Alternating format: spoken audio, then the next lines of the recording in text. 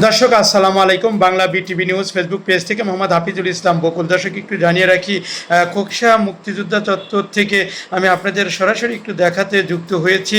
আপনারা জানেন যে 1 সেপ্টেম্বর 2024 রোজ রবিবার বাংলাদেশ জাতীয়তাবাদী দল বিএনপির 46তম প্রতিষ্ঠা বার্ষিকী।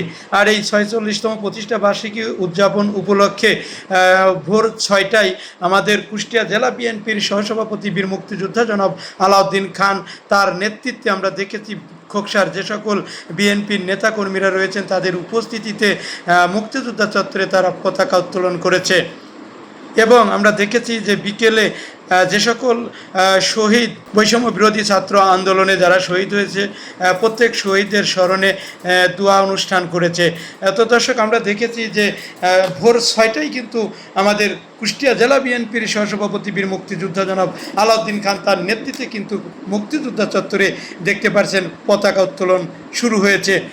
এখানে আরও উপস্থিত ছিলেন খোকসা পৌর বিএনপির সভাপতি মুন্সি এজেড রশিদ রেজা বাজু। আর উপস্থিত ছিলেন খোকসা থানা যুবদলের আহ্বায়ক আবু হেনা মোস্তফা লুলু, গোপগ্রাম সাবেক ইউপি চেয়ারম্যান শিবলি, খোকসা থানা শ্রমিক দলের সভাপতি মোহাম্মদ আজাদ শেখ ও কুষ্টিয়া জেলা ছাত্র দলের আহ্বায়ক সদস্য আরিফুল ইসলাম বাবু, শিমুলিয়া ইউপি চেয়ারম্যান প্রার্থী বিএনপি নেতা মোহাম্মদ ইকবাল হোসেন। আর উপস্থিত ছিলেন ওসমানপুর ইউনিয়নের মেম্বার ও বিএনপি নেতা মোহাম্মদ হায়দার আলী, খোকসা পৌর যুব দলের আহ্বায়ক সদস্য সচিব মোহাম্মদ ইমরান হোসেন, খোকসা পৌর যুব দলের যুগ্ম আহ্বায়ক মোহাম্মদ সম্রাট রহমান, শিমুলিয়া ইউনিয়ন যুব দলের সভাপতি ডাক্তার বাবু উপস্থিত ছিলেন।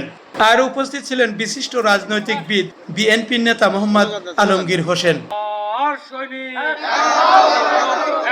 লড়াই করো আজকের এই দিনে তোমায় পড়ে মনে স্বাধীনতার ঘোষক জিয়া লও লও লও সালাম বীর বাঙালি শাসক জিয়া লও লও লও সালাম।